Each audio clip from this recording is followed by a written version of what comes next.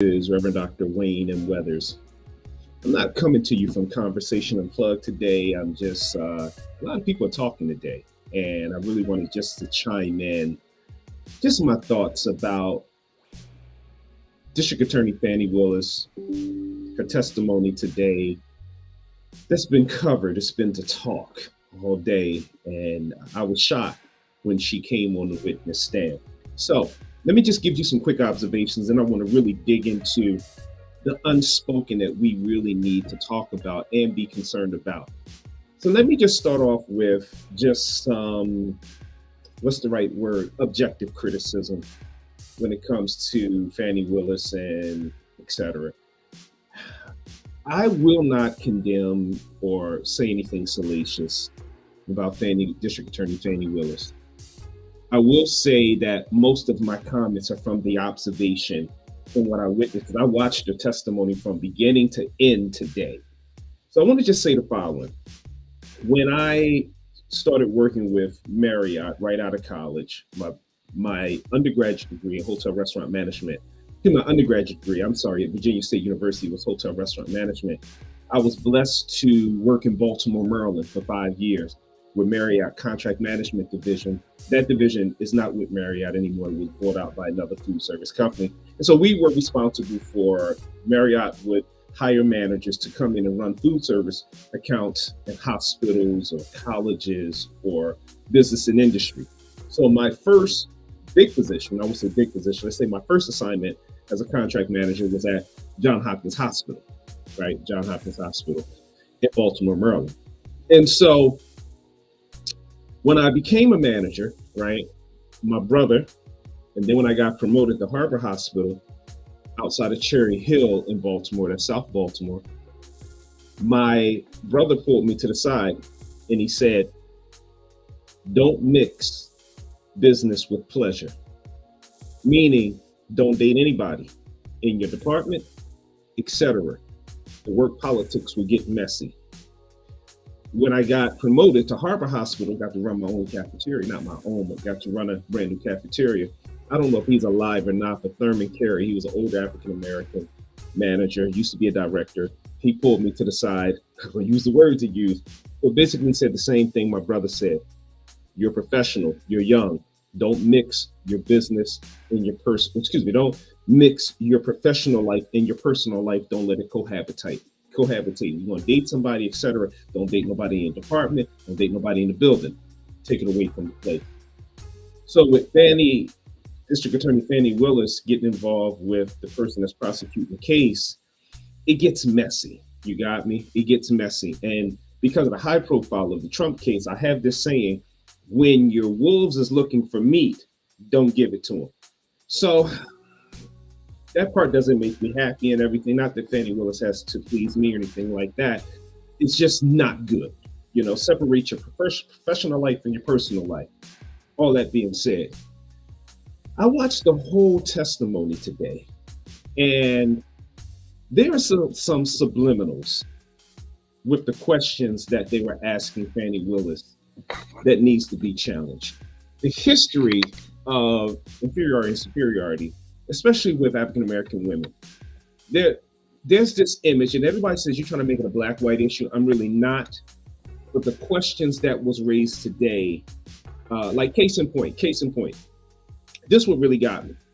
So when the person that's prosecuting the case, he was asked early, okay, so you and Fanni Willis, y'all went out on trips, right? And so yes, I would put it on my credit card. She would reimburse me. How would she pay? Cash. Someone snarkled, and all of a sudden the judge had to get on that person. Then Fanni gets on. District Attorney, all respect. District Attorney Fanni Willis comes on. And as an African American, right, especially having daughters, and watching my wife talk to our daughters, I knew exactly where she was coming from. She basically said throughout time, she keeps a certain amount of money where she sleeps. When she goes on a trip, goes on a date and everything, she was always taught, have money on you so you don't have to depend on anyone. And my wife always tells my daughters the same exact thing. When you go out, on a date, etc. Her famous statement is, God bless the child who has their own. So as some in the courtroom thought it was far-fetched, and I heard the questions that was being raised towards Fanni. Oh, you don't have no dates when you withdrew, etc. Let me explain something to you. That's just not only a District Attorney Fanni Willis thing. Before I got robbed, yes, when I first moved to Baltimore, someone broke in my apartment. That's a whole nother story. I got robbed. Thank God I wasn't there. Whenever I got paid, right? This is in the early 90s. There was a certain amount I would put in the bank. Yeah, get ready for this. And then there was a certain amount that I would take, right? And I would put in a secret area in my dresser drawer. So whenever I went out, and this was the time when ATMs was just becoming, debit cards was becoming popular, I would pull from the stash that I had in my apartment to go buy. I went on a trip, if I went to I went from Baltimore back to Chester, Pennsylvania to see my parents and everything, I would have a certain stash to the side so I can pull the cash and just do what I need to do. I don't function like that now. You got me? So when she was making those statements and everything, I identified what she was talking about, but I was like, people don't understand the culture of African Americans and everything. They're going to try to blow it up and make it appear to be something that it's not. Here's the unspoken that I didn't like about the line of questions that was raised to District Attorney Fanni Willis. Black women, since slavery, Jim Crow era, has been given a stereotype that they're Jezebels. And some of the questioning or questions that was raised to Fanni Willis, did the person come sleep at your apartment? Did they sleep here? Did they sleep there? It falls along the unspoken racial lines of Black women being Jezebels. And that upset me the most. Do I agree with her having a relationship with the lead prosecutor? No, that gets messy. But I definitely don't agree to many of the lines of questions that was raised today, not drawing the bridge how her relationship was an impropriety and how she benefited financially, personally from it, when she basically said, and I'll be candid with you, I don't need a man to take care of anything. My dad taught me this, et cetera, et cetera. I understood exactly what she was talking about. This is a fishing exposition. And another concern I have about this is she has now exposed that she keeps cash in her house. Chances of folks trying to find out where she lives and then trying to rob the place even goes up even more. If she gets taken off this case and no longer the district attorney with all of the RICO cases that she has lined up and the death threats that's been posed against her life, what's going to happen to her public safety if she gets taken out of off this case or actually removed from the DA's office, if that's even possible?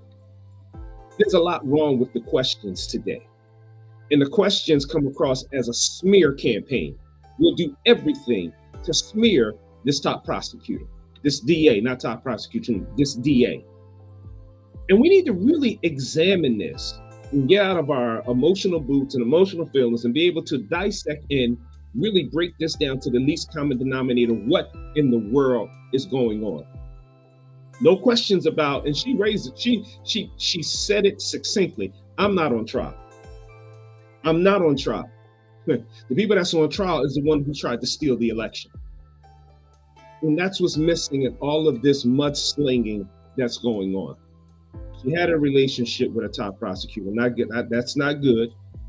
But she had a relationship. But all the other questions at this point, and I'm not siding with her because she's Black, I will say this. They haven't, unless they come up with something in the next couple of days, they haven't proven anything. They haven't proven any improprieties. What they've proven is that there was a relationship. But this concept of trying to prove that she's a Jezebel that slept with the top prosecutor and they benefited financially off of, et cetera, this is crazy and this is ludicrous, and we should not be accepting or embracing this. So I pray that Fanni Willis prevails. I really pray that she prevails, because justice has to be served from someone who tried to get someone to overturn an election that many voted in this past election in 2020 for the outcome to be what it is today. Be strong, Fanni Willis. That's all I can say is be strong. You're not a Jezebel. You're a top DA, prosecutor that's prosecuting the case. And if they can do it if they can do it to Fanni today, they can do it to, excuse me, I don't know Fanni like that, so please forgive me, that was disrespectful. If they can do it to District Attorney Fanni Willis today, who are they going to do it to tomorrow? She's a human being. Respect the dignity and the humanness of the office that she has obtained, and stop trying to make her out like she's a Jezebel, which is a stereotype that dates all the way back to slavery. Be strong. Let's be outraged. Let's keep this situation in prayer. But if there's any lessons that we can learn in this particular situation, don't let your professional life connect with your personal life, because it could mess you up both professionally and personally. I pray that Fanni Willis prevails, and I pray justice is served in this, in this case that's being brought up, to hold those accountable who tried to overturn an election. Take care and God bless, and enjoy the rest of your